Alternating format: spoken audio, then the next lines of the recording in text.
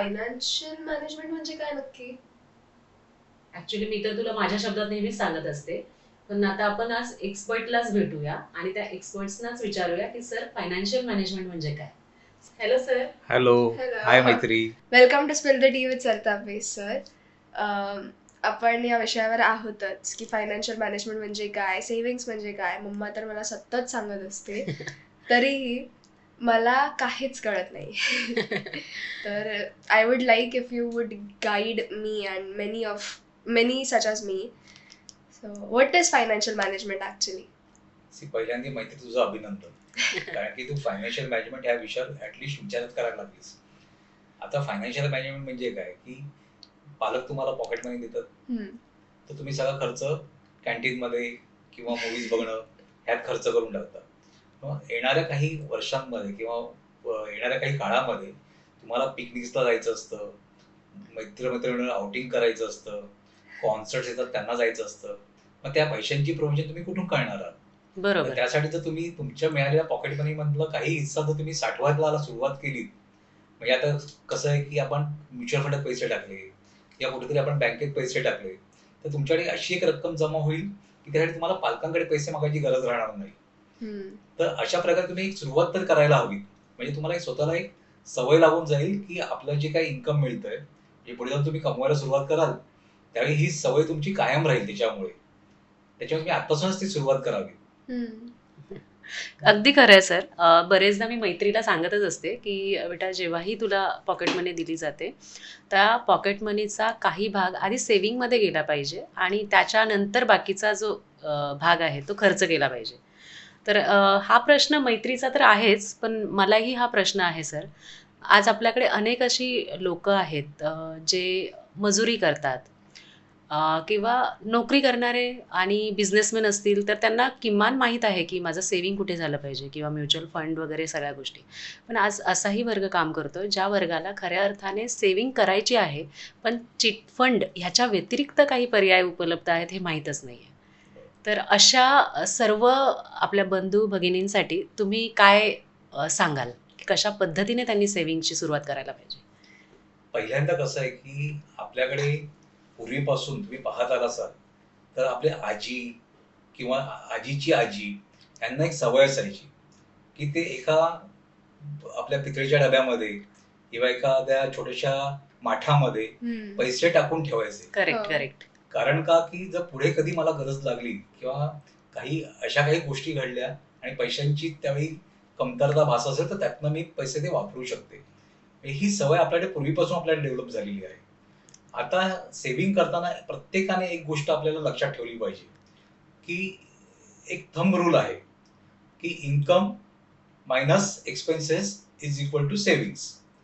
अच्छा. म्हणजेच काय की मी पैसे कमावले, त्यातनं मी खर्च केले आणि उरलेला भाग मी सेव्ह करतोय. म्हणजे उदाहरणार्थ समजा मी 10,000 रुपये मी कमावते आणि 9,000 रुपये मी खर्च करते, तर आता माझ्याकडे किती पैसे उरले? 1,000 रुपये फक्त सेव्हिंगला. बरोबर? पण एक लक्षात घ्या की तुमच्या पुढच्या गरजांसाठी तुम्हाला आतापासूनच सेव्हिंग केली पाहिजे. तर आता हे जे इक्वेशन आहे आपलं, ते थोडंसं आपल्याला रिव्हर्स केलं पाहिजे, बदललं पाहिजे. याचा अर्थ काय की income minus savings is equal to expenses. आता तुम्हीच बघा की मी समजा इन्कम मधला एक काही पार्ट मी सेव्ह केला आणि त्यातनं जे पैसे उरतील त्यातनं मी माझे खर्च भागवले. म्हणजेच काय झालं की समजा मी 10,000 रुपये कमावतोय, त्यातनं मी 3,000 रुपये सेव्ह केले. कशासाठी सेव्ह केले? की माझ्या मुलांच्या एज्युकेशनसाठी सेव्ह केले, माझ्या रिटायरमेंटच्या प्लॅनिंगसाठी सेव्ह केले किंवा मला येणाऱ्या काही इमर्जन्सीसाठी सेव्ह केले आणि त्यातनं जो पैसा उरेल त्यातनं मी माझं खर्च मी भागवायला स्वतःला सवय लावून घेतलेली आहे. जेव्हा काय होतं की तुमच्याकडे खर्चावर नियंत्रण नसतं, ते तुमच्याकडे सेव्हिंगसाठी काहीच उरत नाही. त्यामुळे तुम्ही सेव्हिंगसाठी पहिल्यांदा तुमचा एक भाग तुम्ही वेगळा काढायला हवा. ॲक्च्युली सर, पण खरं तर प्रॅक्टिकली आपण जेव्हा पाहतो, हे करणं खूप नेक्स्ट टू इम्पॉसिबल वाटायला लागतं. कारण की सगळ्यात आधी आल्याच्या नंतर जेव्हा फर्स्टला सॅलरीज येतात अकाउंटला, तेव्हा ऑन द म्हणजे एव्हरी मंथच्या फर्स्ट तारखेला असं होतं की अरे EMI जाणार आहे, रेंट जाणार आहे, असं बरेच जणांचं असतं. बरोबर. मग अशा वेळेला हा विचार कसं करणं पॉसिबल आहे की आधी मी सेव्हिंग करीन आणि मग मी इन्व्हेस्टमेंट करीन? पहिल्यांदा आपण आपला संपूर्ण आर्थिक गणित मांडताना एका गोष्टीचा विचार केला पाहिजे की तुम्हीच एक व्यक्ती आहात की त्याला ह्या सगळ्या गोष्टी मॅनेज करायच्या आहेत. हम्म. तुमच्याशिवाय त्याला कोणी काही करू शकणार नाहीये. त्याच्यामुळे तुम्ही असं केलं पाहिजे बेसिकली की तुमच्या पगारातील काही हिस्सा, साधारण समज मला 10,000 रुपये मिळत आहेत, त्यातले मी 3,000 रुपये हे मी माझ्या घर खर्चावर खर्च करेन, 3,000 रुपये मी माझ्या सेव्हिंगसाठी खर्च करेन आणि 4,000 रुपये मी माझ्या EMIs म्हणजे माझं समजा हाऊसिंग लोन असेल किंवा काही कार लोन असेल तर ह्या गोष्टींवर खर्च करेल. तर त्याच्यामुळे काय होईल की तुम्हाला एक सवय लागेल की त्याला म्हणतात की अलोकेशन ऑफ फंड्स. म्हणजे ह्या अलोकेशनच्या पलीकडे जर मी गेलो तर माझं सगळं आर्थिक गणित डळमळीत होणार आहे. बरोबर. आणि जर समजा तुम्हाला आज जर समजा काही EMI नाहीये तर तुम्ही पुढे होणाऱ्या EMI ची खर्चाची तरतूद आतापासूनच तुम्ही सवय लावून घेतली पाहिजे. म्हणजेच काय की उरलेले जे 40% आहेत ते पण मी आज सेव्हिंग म्हणून वापरेन. ऍक्च्युली खरी मानसिकता तर ही असते की आधी मी माझी मौज मजा करीन हो. आणि मग त्याच्यानंतर पुढच्या काही, जसं आता मैत्रिणी मगाशी मला विचारलं तसं नंतर मग बाकीचा विचार केला जातो. म्हणजे आधी हा पण विचारच करत नाही की साठी मला जर फ्युचर सिक्युअर करायचं असेल तर आधी मी सेव्हिंग करेन आणि त्याच्यानंतर एक्सपेंडिचर्स जे आहेत ते मॅनेज करेन. आपण उलट विचार करतो बरेचदा ना. पण सर मला हे विचारायचं की ही जी सुरुवात आहे फायनान्शियल मॅनेजमेंटची, ही जी टर्मिनॉलॉजी आहे ती खऱ्या अर्थाने म्हणजे एक कशा पद्धतीने किंवा कोणत्या वेळेपासून सुरू करणं गरजेचं आहे? जसं तुम्ही म्हणालात अगदी मैत्रीच्या वयापासून पण आपण सुरू करू शकतो. पण आता तिच्यापर्यंत हा अवेअरनेस पोहोचलाय म्हणून ती करीनच. पण आता त्यांचं काय, ज्यांना हे माहीत नव्हतं आणि कदाचित आपल्या माध्यमातून हे कळेल की कशा पद्धतीने सेव्हिंग करायचं, तर अशा सगळ्या लोकांसाठी तुम्ही काय सांगाल? मूल जन्माला आल्यापासून त्याच्या वयाच्या 17 वर्षापर्यंत तो शालेय शिक्षण घेतो. त्याच्यानंतर मग त्याचं महाविद्यालयीन शिक्षण चालू होतं. त्याच्यानंतर मग त्याचं पुढे पोस्ट ग्रॅज्युएशन चालू होतं. तर मुलांना येणारे खर्च हे तुम्हाला माहिती आहे की मला हा खर्च येणारच आहे. बरोबर. तर त्याची सुरुवात मी मुलाच्या जन्माच्या साधारण 3 महिन्या आधीपासून जर केली तर त्याच्यासाठी मला फार कमी फंड प्रोव्हाइड करावे लागतात. अच्छा. बरोबर. पण दुसरी गोष्ट, माझं रिटायरमेंटचं प्लॅनिंग करायचं आहे. आज मी 30 वर्षाचा आहे. बरोबर. मी 60व्या वर्षी रिटायर्ड होणार आहे. तर मला एक अमाऊंट पाहिजे, समजा 7 कोटी रुपये पाहिजेत. तर मी समजा एक म्युच्युअल फंड हा एक टूल पकडला की त्याच्यात मी सेव्हिंग करेन. तर 10,000 रुपयाप्रमाणे 15% 30 वर्षात 7 कोटी रुपये जमा होतात. बरोबर. पण 30 वर्षात 7 कोटी जमा 7 कोटी रुपये जमा होतात जर मला 15% ऍव्हरेज रिटर्न्स मिळाला तर. पण ते जर एखाद्या माणसाने वयाच्या 25व्या वर्षी डिसाईड केलं की मला आता रिटायरमेंटची प्रोव्हिजन करायची आहे, तर त्या माणसाकडे फक्त 15 वर्ष शिल्लक आहेत सेव्हिंगसाठी. आणि त्या माणसाने 10,000 रुपये जर सेव्ह केले, 15% त्याला रिटर्न्स मिळाले, त्याच्याकडे फक्त 67 लाख रुपये जमा होतील. ओके. आणि हे सगळं करताना तुम्हाला वाढणारी महागाईचा दर, भारतामध्ये त्यावेळी असलेले व्याजाचे दर, ह्या सगळ्या गोष्टींचा विचार करून तुम्हाला प्लॅनिंग केलं पाहिजे. सर, हे शॉर्ट टर्म, मिड टर्म आणि लॉंग टर्म गोल्स हे काय असतात आणि हे कसे ठरवले जातात? शॉर्ट टर्म गोल्स म्हणजे काय की 2 ते 5 वर्षामध्ये मला काही पैशांची गरज लागणार आहे, किती पैशांची गरज लागणार आहे. 10 ते 15 वर्षांनी मला किती पैशांची गरज लागणार आहे आणि 15 ते 30-35 वर्षांनी मला किती पैशांची गरज लागणार आहे. याप्रमाणे आपल्याला शॉर्ट टर्म, मिडल टर्म आणि लॉंग टर्म असं आपल्याला पूर्ण बायफर्फिकेशन त्याचं केलं पाहिजे. आता शॉर्ट टर्म मध्ये आपण इन्व्हेस्टमेंट करताना त्यामध्ये माझं गाडीचं, समजा मला नवीन गाडी घ्यायची आहे, बाईक घ्यायची आहे किंवा मला जुनी गाडी विकून नवीन गाडी घ्यायची आहे, तर असे सगळे गोल्स येतात. मिडल टर्म मध्ये मुलांचं हायर एज्युकेशन किंवा तुम्ही मला रिनोव्हेशन करायचं आहे घराचं किंवा मला एखादी वर्ल्ड टूर करायची आहे, तर अशा सगळ्या गोष्टी येतात. आणि लॉंग टर्म मध्ये आपल्याला रिटायरमेंट प्लॅनिंग करायचं आहे, मुलांचं पोस्ट ग्रॅज्युएशनसाठी प्रोव्हिजन करायची आहे, त्यांच्या लग्नासाठी प्रोव्हिजन करायची आहे, त्याच्यानंतर अजून काही तुमचे फायनान्शियल ऑब्जेक्टिव्ह असतील तर त्याबद्दल आपण प्लॅनिंग करू शकतो. आणि हे सगळं करताना आपल्याला एक फायनान्शियल पिरॅमिडचा एक कन्सेप्ट आपल्याला अंगवळणी पाडून घेतला पाहिजे. फायनान्शियल पिरॅमिड काय असतं? पहिले ती पिरॅमिड म्हणजे काय असतं? आता पिरॅमिड म्हणजे आपण एक उदाहरण घेऊ की बिल्डिंग कशी बनते आपली. पहिल्यांदा छत बनतं का? नाही. पहिल्यांदा काय बनतं? बेस. Foundation. त्याला आपण म्हणतो की फाउंडेशन बनतं. त्याच्यानंतर मग पिलर्स उभे राहतात, त्याच्यानंतर छत बनतं आणि त्याच्यानंतर आपण ते डेकोरेट करतो. तसंच जर आपण बघितलं इजिप्त मधले पिरामिड जे आहेत, आता ते 3800 वर्ष जुने आहेत, हम्म. 418 फूट उंच आहेत, हम्म. बरोबर. तर एवढ्या वर्षामध्ये सुद्धा ते आहे तसेच आहेत. बरोबर. कारण काय की त्याचं फाउंडेशन हे मजबूत आहे, होतं. हम्म. बरोबर. म्हणून ती आज हेरिटेज साईट एवढी वर्ष सुरू आहे ती, बरोबर. तसंच आपल्या फायनान्शियल प्लॅनिंग मध्ये, फायनान्शियल मॅनेजमेंट मध्ये आपण फायनान्शियल पिरॅमिडचा आपल्या आर्थिक नियोजनामध्ये आपण वापर केला पाहिजे. तर फायनान्शियल पिरॅमिड म्हणजे काय की आता पहिला जो आपला फाउंडेशनचा जो पार्ट आहे त्याला आपण फर्स्ट लेअर म्हणू, पहिली लेअर म्हणूया. त्याच्यात प्रोटेक्शन हा आहे आपलं झालं पहिला लेअर, बरोबर. हम्म. आता प्रोटेक्शन मध्ये पहिल्यांदा तुम्हाला काय केलं पाहिजे की सिक्युअर युअर लाईफ. हम्म. सिक्युअर लाईफचा अर्थ काय होतो की आज मी माझ्या घरासाठी ब्रेड विनर आहे. समजा दुर्दैवाने मला काही डिसेबिलिटी आली किंवा माझी काही डेथ झाली, तर मी जे फ्युचर इन्कम जनरेट करणार आहे फॅमिलीसाठी, तर ते फॅमिलीसाठी तो लॉस आहे, फायनान्शियल लॉस आहे. आता इमोशनल लॉस आहे तो कोणीही रिप्लेस करू शकत नाही, पण फायनान्शियल लॉस साठी आपण प्रोव्हिजन करू शकतो. एखाद्याच्या मृत्यूनंतर तुमचे शेजारी, नातेवाईक, मित्र हे 10 दिवस तुमच्या बरोबर इमोशनली राहतील, बरोबर. पण फायनान्शियली तुम्हाला कोण सपोर्ट करणार नाही. हम्म. तर ती प्रोव्हिजन तुम्हाला पहिल्या प्रोटेक्शन मध्ये तुम्हाला करून घेतली पाहिजे की ॲडिक्वेट लाईफ इन्शुरन्स. दुसरं असं की जी गोष्ट आपल्याला कधीही येऊ शकते, म्हणजे ती काय असू शकते, साधारण अंदाज एखादा.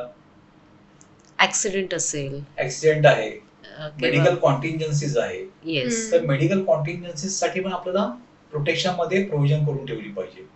आता मेडिकल कॉन्टिंजन्सीज म्हणजे काय की आजारपणासाठी कधी सांगता येत नाही की एखादी मोठी रक्कम खर्च होऊ शकते. बरोबर. आता ह्याच्यामध्ये कसं आहे की एक पार्ट असतो रिस्क ट्रान्सफर. म्हणजे आता आपण जर उदाहरण घेतलं तर एखादी रिस्क आहे ती आपण अवॉइड करू शकत नाही. बरोबर. म्हणजे समजा आता येणारं वादळ आहे, हम्म. मी काय थांबवू शकत नाही, बरोबर. रिस्क लिटिगेट करू शकत नाही, त्याचा प्रभाव मी कमी करू शकत नाही. मी काय करू शकतो की रिस्क ट्रान्सफर करू शकतो. हम्म. म्हणजे माझ्यावर काही आघात होतील त्याच्या अनुषंगाने त्याची रिस्क मी दुसऱ्या कंपनीला मी ट्रान्सफर करू शकतो by paying a small amount of premium, hmm. बरोबर. आणि तिसरी प्रोव्हिजन जी आहे त्याला म्हणतात इमर्जन्सी फंड.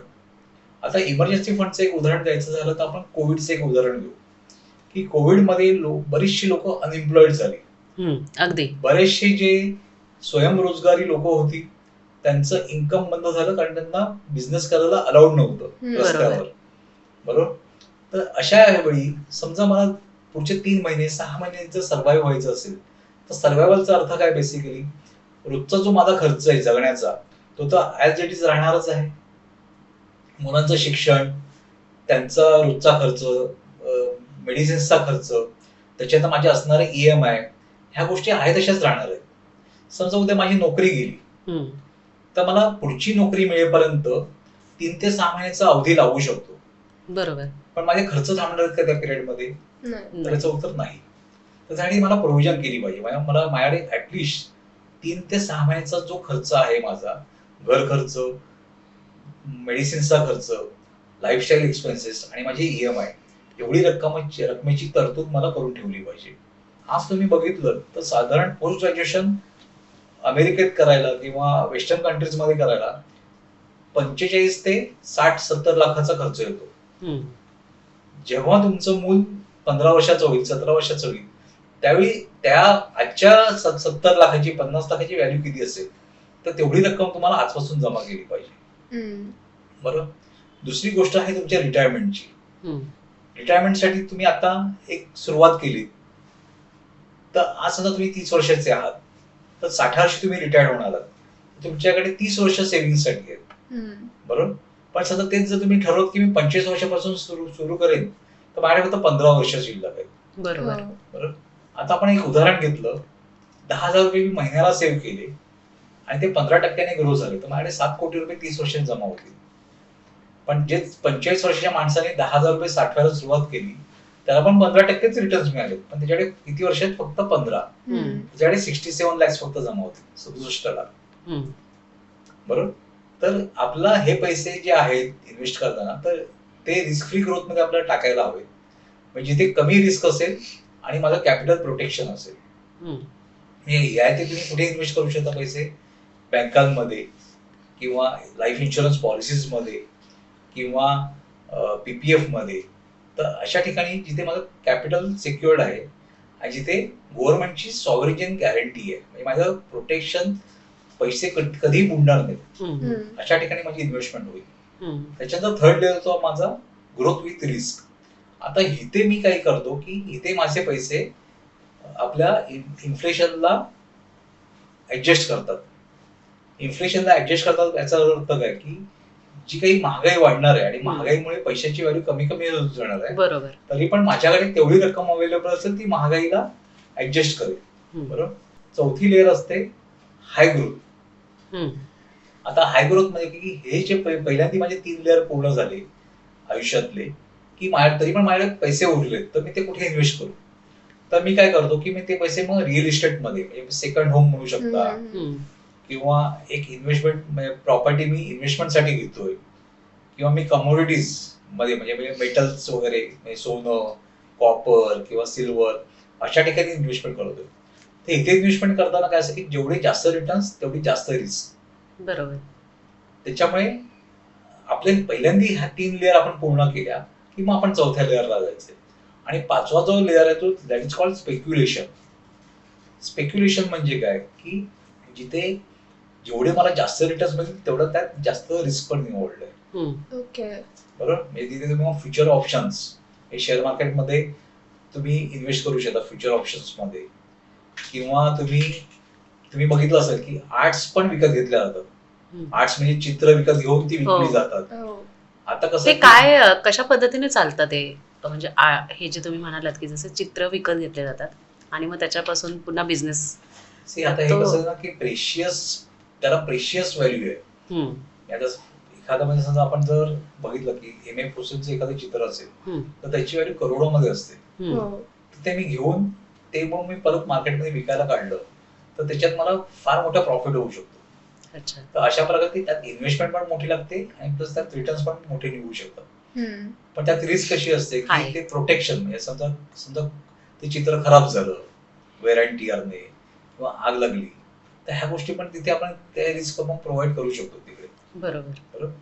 पण हे सगळं करताना गॅम्बलिंग मध्ये इन्व्हेस्टमेंट करणं हम्म. किंवा क्रिप्टो करन्सी मध्ये इन्व्हेस्टमेंट करणं हम्म. हे आपण टाळायला हवं, कारण ते रेग्युलरच नाहीये. सर आपण Government येस, आपण पुढे जाण्याआधी हा. तुम्ही आता म्हणालात जसं की क्रिप्टो करन्सी आहे किंवा गॅमलिंग आहे, तर ह्या टर्मिनॉलॉजी एक्झॅक्टली आहेत काय? म्हणजे क्रिप्टो करन्सीबद्दल आम्हीही खूप ऐकलंय की त्याच्यामध्ये बरेचदा इन्व्हेस्ट केलं जातं पण त्याच्यामध्ये रिटर्न्सची गॅरंटी नसते, तर हा काय कॉन्सेप्ट आहे? क्रिप्टो करन्सी ब्लॉकचेन फॅक्टर्स मध्ये इन्व्हेस्टमेंट करतात. अच्छा. आता बेसिकली कसं आहे की भारतातून कोणीही ते मॉनिटर करत नाहीये, ओके. किंवा आरबीआयचं किंवा गव्हर्नमेंट ऑफ इंडियाचं त्याला काही सपोर्टिंग हे नाहीये. ओके. बरोबर. त्याच्यामुळे ते कुठे पैसे इन्व्हेस्ट होतात, ते कसे सर्क्युलेट, त्याचं काहीच आपल्याकडे कंट्रोल नसतो. आज कसं आहे की आपल्या नंतर जर आपल्या नॉमिनीला जर पैसे मिळायला हवेत, म्हणजे आता त्यात आम्ही असं म्हणतो की legacy should come to the right person. Right person म्हणजे अशा व्यक्तीला मिळायला पाहिजे ज्याला त्याची गरज आहे. करेक्ट. म्हणजे जर नवरा असेल तर बायकोला मिळायला पाहिजे, मुलांना मिळायला पाहिजे.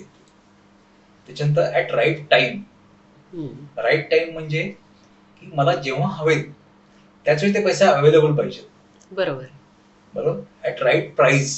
म्हणजे समजा माझी गरज 50 लाखाची आहे तर मला त्यावेळी 10 लाखाचं अवेलेबल आहे, तर त्या पैशाचा मला काय उपयोग? करेक्ट. तर मला त्यावेळी 50 लाखाच अवेलेबल पाहिजे, लाईक एज्युकेशन.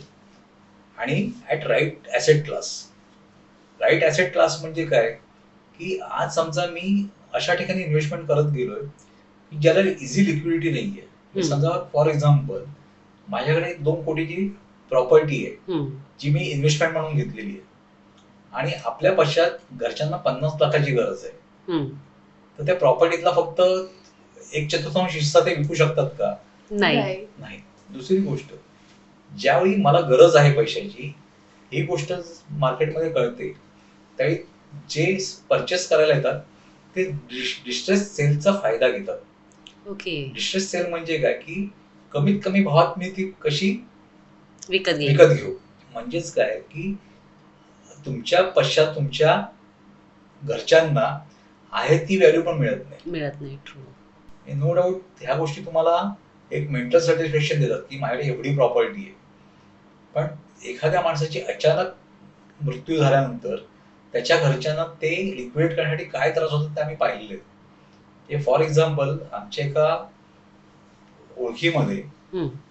त्यांचं रिसॉर्ट होतं आणि त्यांचा लेंडिंगचा बिझनेस होता मिस्टरांचा. त्यांची अचानक डेथ झाली, तर ज्यांनी पैसे घेतलेत त्यातल्या एकानेही पैसे आणून परत दिले नाहीत. ओ. बरोबर.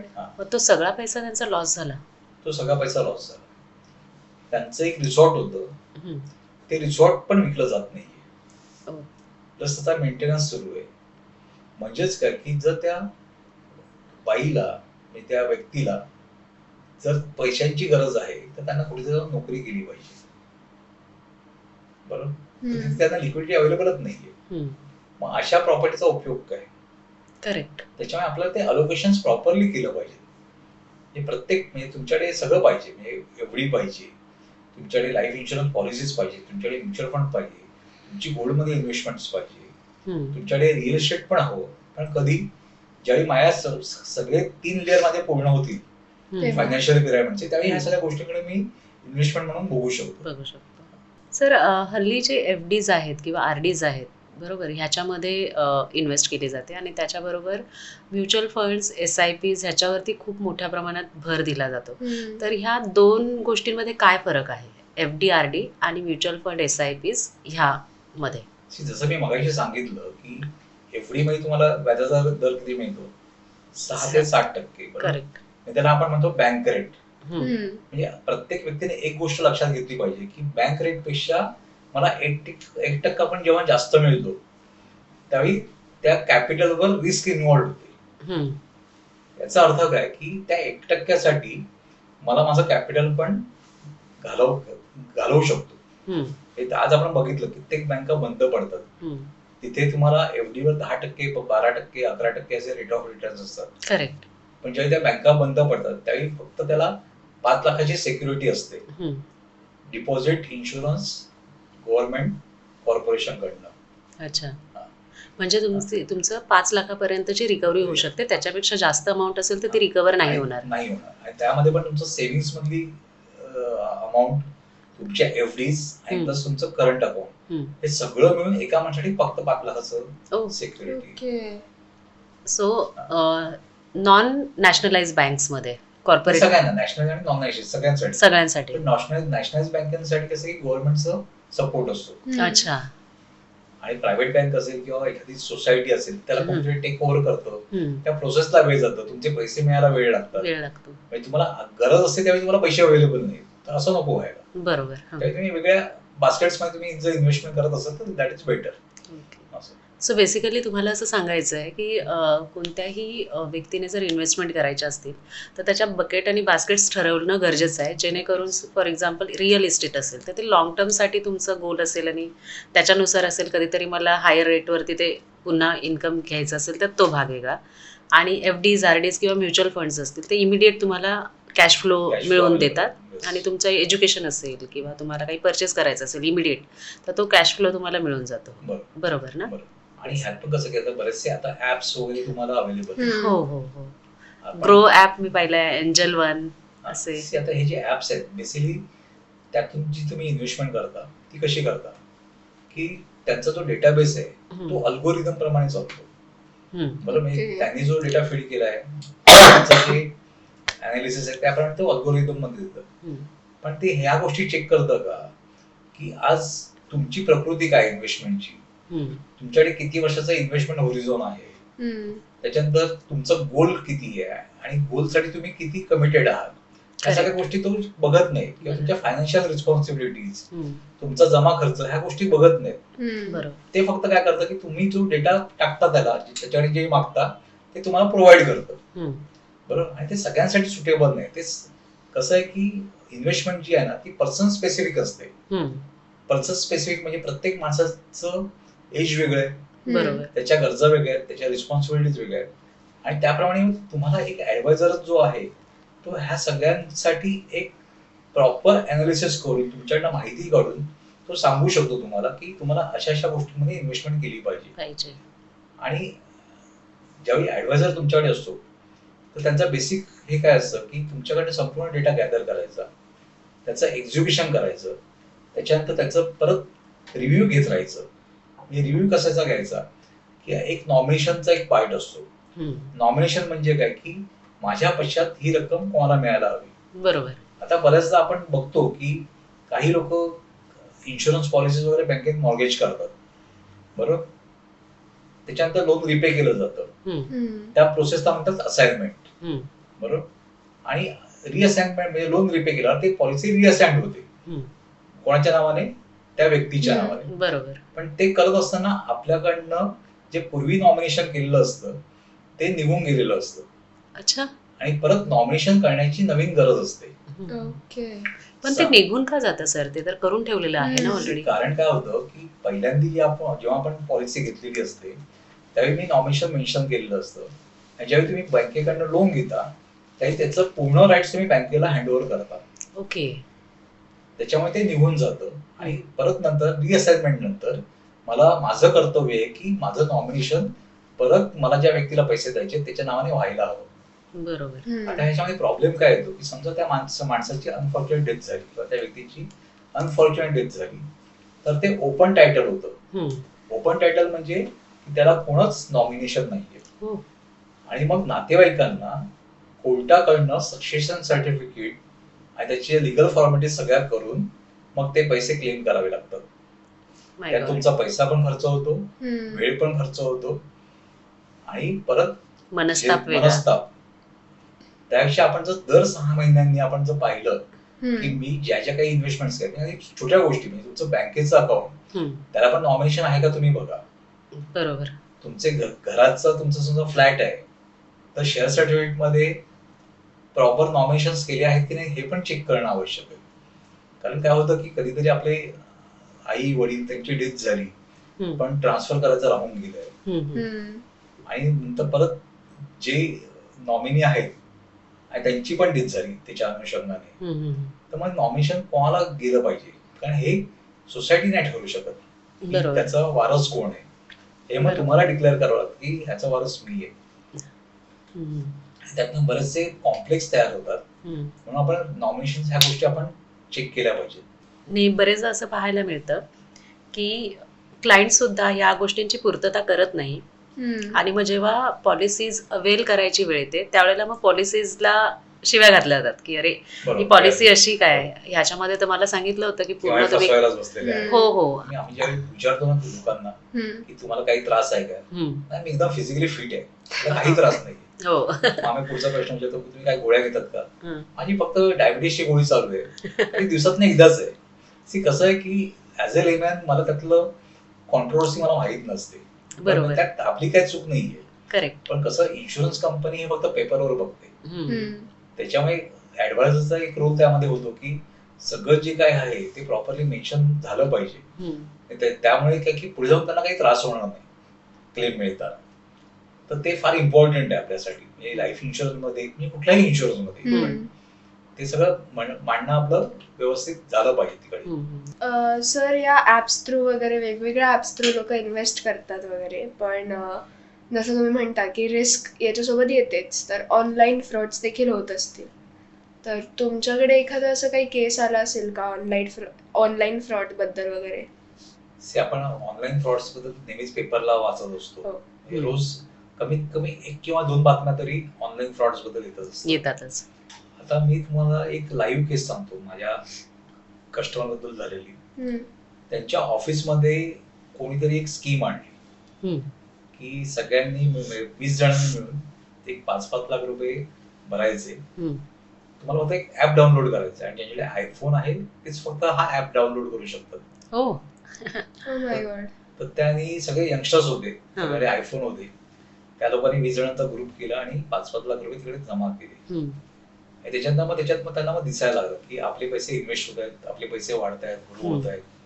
आणि त्यांनी एक टेन्युअर दिलेलं की बाबा एवढ्या महिन्यानंतर आपण ते पैसे तुम्ही काढू शकता. हम्म. ती मुदत पूर्ण झाल्यानंतर ह्यांनी मग पैसे काढायचा प्रयत्न केला, हम्म. तर ते पैसे निघतच नव्हते. Oh. गेले कुठे ते पैसे? ते ऍप फ्रॉड होतं. हो. Oh my God. आणि गंमत म्हणजे ह्या सगळ्या मुलांनी, म्हणजे जी आता 25-30 वर्षाची मुलं होती, हम्म. त्यांनी कुठून तरी लोन काढलेलं किंवा पालकांकडनं पैसे घेतलेले हम्म. आणि असे पैसे तिकडे इन्व्हेस्ट केलेले. आता मला सांगा की आपण ज्यावेळी अशा गोष्टींमध्ये इन्व्हेस्ट करतो, म्हणजे मगाशी मी म्हटलं की ज्यावेळी आपण रिस्क फ्री रेटपेक्षा वरती आपल्याला रिटर्न्स मिळतात, तिथे आपल्याला कॅपिटल सिक्युरिटी नसते. नसते, बरोबर. तर त्याच्या आपण हा पण विचार केला पाहिजे. दुसरी गोष्ट, ऑनलाईन फ्रॉड्स मध्ये काय होतं की तुम्हाला एखादा फोन येतो, हम्म. हे आजकाल बऱ्याचदा आपण डिजिटल अरेस्ट आपण ऐकत असतो. हो, Digital आता arrest न्यूजपेपरलाही आणि- ही बातमी आम्ही. आरबीआय पण आता रेग्युलर प्रमोशन करतं त्या बाबतीत. बरोबर. काय होतं की आपण आयदर घाबरून किंवा तुम्हाला कधीतरी प्रलोभन दिलं जातं की मी तुम्हाला 18% रिटर्न्स देईन, 24% रिटर्न्स देईन. तर ह्यात फसलं कोण जातं की ज्यांना एक तर ग्रीड आहे, ग्रीड म्हणजे लालच, लालच. बरोबर. तर ती लोक काय म्हणतात की मला इथे बँकेत ठेवून मला किती 6-7% मिळत आहे, बरोबर. मी जर इथे पैसे टाकले तर म्हणजे 24% रिटर्न मला 3 वर्षात पैसे दुप्पट होतील, बरोबर. ती लोक त्याच्यात बळी पडतात. हम्म. आता ह्यात जर आपण बघितलं तर जे आता वयाने मोठे आहेत, आता पैसा कोणाकडे जास्त साठलाय, ज्यांच्याकडे बऱ्याच वर्षाचं सेव्हिंग झालेलं आहे. बरोबर. हे परवा तर बातमी होती की एका बाईचे 72 लाख रुपये ऑनलाईन फ्रॉड मध्ये गेले. हो, एकाचे न्यूजपेपर. 2.25 कोटी रुपये गेले. आता हे पैसे साठवायला त्यांना किती वर्ष लागली असतील, पण ते जाताना किती वेळात गेले. करेक्ट. ह्या गोष्टीचा पण आपण विचार केला पाहिजे. काय होतं की ज्यावेळी तुमच्याकडे कोण ऍडवायझर नसतं त्यावेळी तुम्ही चुकीचे डिसिजन्स घेता हम्म. आणि ह्या चुकीच्या डिसिजनची आपल्याला कॉस्ट पे करावी लागते त्यावेळी. बरोबर. आणि ती कॉस्ट फार मोठी असते, म्हणजे ती आपण कधीच रिव्हर्स करू शकत नाही. त्याचं म्हणजे आपण त्याचं काय म्हणतात त्याला, कॉस्टला रिप्लिकेट करू शकत नाही. म्हणजे झालेलं नुकसान आपण भरून काढायला मी तेवढं सक्षम पण नसेल, कारण वयाच्या 72-75 वर्षी करेक्ट. करेक्ट. तेवढी परत रक्कम जमा पण करू शकत नाही, तेवढी माझी कॅपॅसिटी पण नसेल नसेल. असं. सो बेसिकली तुम्ही म्हणताय की अशा पद्धतीचं कोणतंही आलं, ऑनलाईन कोणतीही गोष्ट मागितली गेली, म्हणजे बरेचदा OTP मागितले जातात. म्हणजे मागे एकदा अशी एक केस झाली होती. एक आजोबा होते, मला वाटतं डोंबिवलीतली की कुठली केस होती ती, आणि त्या आजोबांना सांगितलं गेलं की तुम्हाला इतकी इतकी अमाऊंट ट्रान्सफर करायची आहे, तुम्हाला इतकी अमाऊंट मिळेल रिटर्न्समध्ये. मग OTP घेतला गेला आणि मग हळूहळू ते पैसे गेले. आजोबांच्या समोर पैसे जात होते, मेसेजेस येत होते, पण नंतर एका पर्टिक्युलर पॉईंटला स्टॉप झालं मेसेजेस येणं आणि सगळ्याच गोष्टी. तोपर्यंत त्यांचे साधारणतः 65 लाख रुपये गेले होते अकाउंटमध्ये. आणि त्याच्यानंतर मग हे सायबर क्राईम आणि सगळं ऑनलाईन फ्रॉड आणि मग ते ॲप आणि ह्या सगळ्या गोष्टी समोर आल्या. त्यावेळेला त्या व्यक्तीने म्हटलं होतं की खरं तर हे मला अनेकदा सांगितलं गेलं होतं, माझ्या ॲडवायझरनेही मला सांगितलं होतं की अशा पद्धतीचं काही आलं तर तुम्हाला त्याच्यामध्ये पडायचं नाही आहे. पण मी हिप्नोटाईज झालो होतो की काय, पण माझ्या लक्षात नाही आल्या या गोष्टी आणि त्या फ्रॉडला ते बळी पडले. त्याच्यानंतर त्यांना फार मानसिकरित्या त्रास झाला या गोष्टीचा. तर हे आहे म्हणजे ऑनलाईन फ्रॉड इज क्वाईट म्हणजे स्लो पॉयझन आहे आपण म्हणू. बऱ्याचदा आम्हाला क्लायंटचे फोन येतात की अरे मला फोन आलेला की माझी एक ना पॉलिसी होती, त्याच्यातनं मी लाख रुपये 3 वर्ष भरले आणि आता 2 वर्ष आपण पैसे भरले नाही आणि आता मॅच्युरिटी आहे, त्याचे तुला 12 लाख रुपये मिळणार आहेत, पण त्यासाठी मला अजून 2 लाख रुपये भरावे लागतील पुढल्या 2 वर्षाचे. तर कुठली पॉलिसी आहे? तर आम्ही त्यांना एकच प्रश्न विचारतो, तुम्ही पॉलिसी काढली तर ते पॉलिसी डॉक्युमेंट तुमच्याकडे असलं पाहिजे. बरोबर. ते पहिलं तुम्ही शोधा, कुठल्या अकाउंट मधून तुम्ही पैसे भरलेत ते अकाउंटचे डिटेल्स शोधा. करेक्ट. करेक्ट. बरोबर. तर तुला काय आठवत आहे का? तर पहिली गोष्ट अशी काय आपण इन्व्हेस्टमेंटच केली नसेल, न केलेल्या इन्व्हेस्टमेंटचे तुम्हाला पैसे मिळणार कुठून? True true. तर पण कसं होतं की त्यावेळी मला एक थॉट येतो ऍज ए ह्युमन बिईंग की केली असेल मी इन्व्हेस्टमेंट, पण जर समजा ऍडवायझर तुम्ही इन्व्हेस्टमेंट करतात तर त्यांच्याकडे बराचसा डेटा अवेलेबल असतो. बरोबर.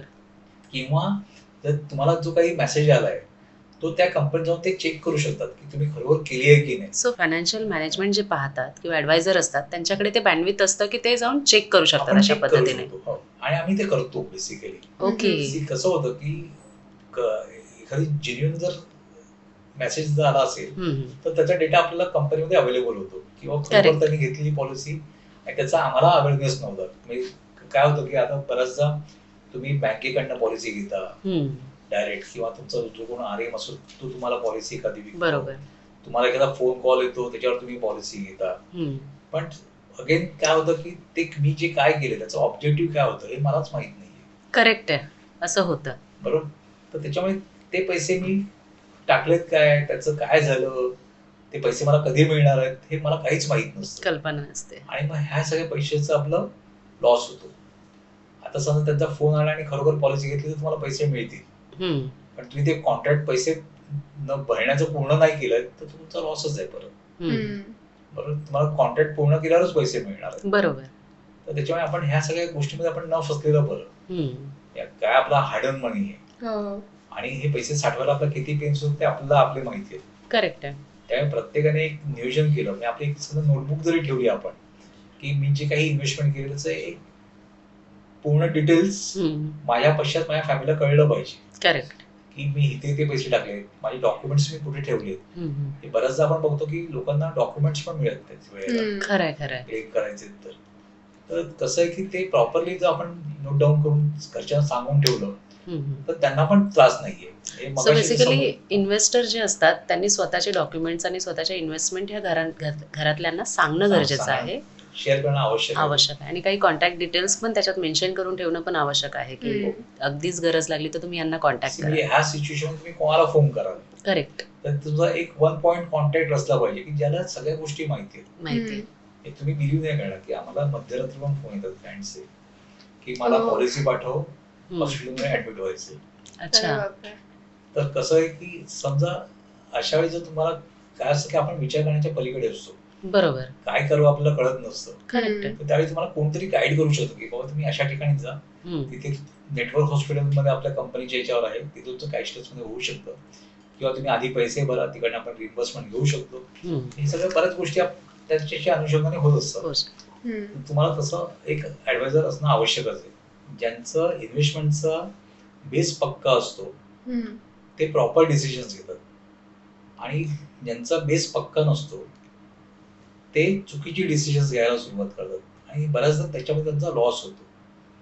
त्याच्यामुळे माझं असं म्हणणं आहे की सर्वांना एक विनंती आहे की तुमचं आधी पहिल्यांदा फाउंडेशन पूर्ण पक्क करा आणि त्याच्यावरती जे तुमचं आर्थिक गणित उभं राहणार आहे, जे पिरॅमिड उभं राहणार आहे ते अगदी फर्म असेल आणि त्यातनं जी सिक्युरिटी, त्याच्यानंतर वेल्थ क्रिएशन किंवा तुमचं एज्युकेशन प्रोव्हिजन किंवा मॅरेज प्रोव्हिजन, रिटायरमेंट प्लॅनिंग ह्या सगळ्या गोष्टी व्यवस्थित होत जातील. बरोबर. तर तुम्ही टप्प्याटप्प्याने जा. अगदी आपण वरपासून खालपर्यंत सुरुवात न करता आपण खालपासून वरपर्यंत कधी पण गेलं बरं. Correct. Absolutely. So thank you so much Satish sir. Actually तुमच्या माध्यमातून आम्हाला बऱ्याचशा गोष्टी कळाल्या. अगदी साध्या सरळ सोप्या भाषेत आम्हाला कळलं की इन्व्हेस्टमेंट का महत्त्वाच्या आहेत आणि आयुष्याच्या योग्य टप्प्यावर किंवा योग्य वळणावर योग्य डिसिजन्स किती इम्पॉर्टंट असतात हेही तुमच्यासोबत गप्पा मारून आम्हाला लक्षात आल्या. आणि आय होप मैत्रीला तिच्या प्रश्नांची उत्तरं मिळाली असतील आणि अगदी उद्याच ती सुरुवात, उद्या नाही आजच नक्की. तर सर एक आठवण म्हणून आमच्याकडे तुमच्यासाठी काहीतरी आहे. आपण एकमेकांच्या लक्षात राहू आणि पुढे या आठवणी अशा जपू. Thank you so much sir. Yes, thank you so much.